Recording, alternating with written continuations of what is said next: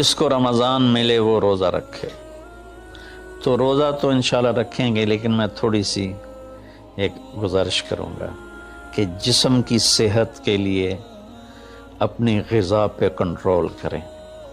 شاید کوئی یہ نہ بتائے، میں رمضان کے آداب میں یہ بات بتا رہا ہوں، سحری اتنی دبا کے نہ کھائیں کہ عصر تک اسی کے ڈکار آتے رہیں، کھٹے ڈکار آتے رہیں، اور افطاری اتنی دبا کے نہ کریں کہ پھر تراویح کے وقت پڑھاؤ کہ ہن میں کیویں پڑھاؤں، اٹھیا ہی نہیں جاندا، مجھ بن کے ڈٹھا پہ ہوندا۔ سحری کھائیں اتنی کہ بس عام معمول کا پیٹ بھر جائے، کچھ حصہ خالی ہو، اور آپ کو دوپہر سے بھوک لگنی شروع ہو جائے۔ جب آپ کو دوپہر سے بھوک لگنی شروع ہوگی تو آگے 6-7 گھنٹے کا سفر ہے، اس میں پوری مشین خالی چلے گی، تو جتنے گندے مادے اور فاسد مادے جمع ہوتے ہیں وہ سارے جل جاتے ہیں۔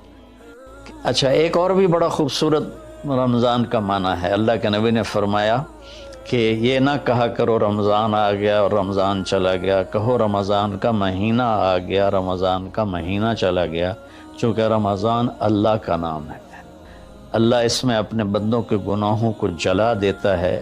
تو اس لیے یہ تفسیر رازی کی روایت بیان کر رہا ہوں، اس کی صحت اور ذوف کے بارے میں مجھے نہیں پتہ۔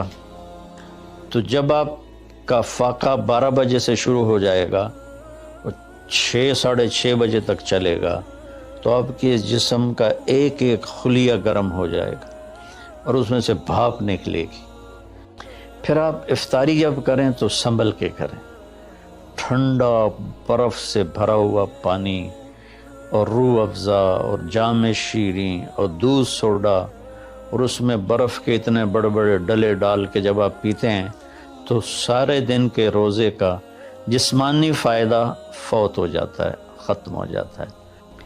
تو سادہ پانی سے روزہ افطار کریں، اور مغرب کی نماز کے بعد ہلکا پھلکا کھانا لیں، اور پھر تراویح کا انتظار کریں، تراویح پڑھیں، اور اس کے بعد جس کا ذوق ہے ٹھنڈا پانی پینے کا وہ ٹھنڈا پی لے، گرم کا ذوق ہے گرم پی لے۔ کون چاہتا میں گنجا ہو جاؤں؟ اور ایک بال گرتا ہے تو پوری دنیا کی طاقت مل کر وہ بال واپس نہیں لا سکتے۔ تو اس کو ہم گندی سے گندی چیزیں کھلاتے ہیں، کچوریاں کھا رہے ہوتے ہیں، قتلمے کھا رہے ہوتے ہیں کہ افطاری ہو رہی ہے۔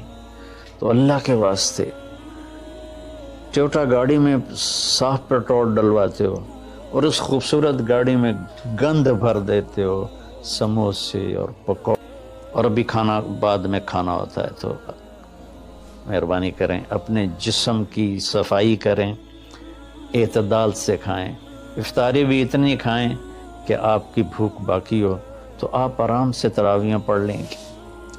تو تراویح پڑھیں، پھر اس کے بعد آپ آرام کریں، جلدی سے سو جائیں۔ اور بعض نوجوان ساری رات جاگتے ہیں، ٹھیک ہے، کوئی بات نہیں، جاگیں، کوئی نفل بھی پڑھ لیا کریں، کچھ اپنی گپ شپ بھی کر لیا کریں، اور پھر سحری ایسی کھائیں کہ اب اس میں پراٹھے پک رہے ہوتے ہیں اور ہر گھر سے پراٹھوں کی خوشبو آ رہی ہوتی ہے، تو پھر پراٹھوں کا بوجھ اپنے اوپر نہ ڈالیں، سادہ روٹی کھا لیں، سادہ سالن کھا لیں۔